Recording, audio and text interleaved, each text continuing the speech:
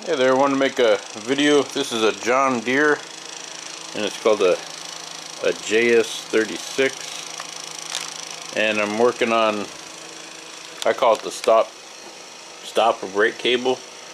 And when I got this lawnmower, it didn't have, they had the wrong cable on it. They ordered the wrong one and they tried to make it work, and so I couldn't find any videos telling you how to put the cable on, and I couldn't figure out how it went. So I ordered what I thought was the right cable, and it had a weird length to it. So anyways, the way this works is I had to, let me take this off. I had to find this setup. Let me pause it and get the screw off. Basically it goes on here, and let me show you how that works. Okay, I needed two hands to do this. Basically I just went to my, I keep like a little box of all nuts and bolts and stuff, so I didn't have to go buy it. So I don't know what size this is. I think it's should be a 20 pitch thread, a 1/4 inch or something like that. But what really matters is you gotta find this piece first. So I just found a nut that fit, and I'll show you where that goes. And then that kind of dictated everything for me. So the cable, I hooked it from the outside in, dropped it down below the plastic here,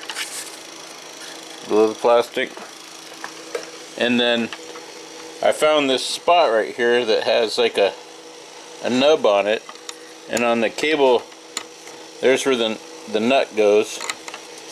And the way I figured it out is because it had a little tab right there that fit on the tab right there. So I just I'm trying to do this one-handed, so this would fit right in there, and then I just put my nut right in that end. And I took a bolt and a washer and I just shoved it through here. I can kind of show you that here. So just put a little washer, put this in through here. I'm trying not to push out the cable. There you go. So then you can just start the nut. It's hard to do with one hand. So I'm just going to start this nut. Hold on, let me start it, get it on there, I'll be right back. Yeah, I bumped something on the cable, camera, hopefully it's going to come out. So you can see I put the nut on there, and then if I just pull it, it will fit right in there. And that's what I was saying, the nut kind of dictates this whole thing. So now I can tighten it from the other side, and it holds the nut still. I just keep doing that until it's tight. Thread was kind of messed up on this, so I need to get a wrench. But essentially you just tighten this.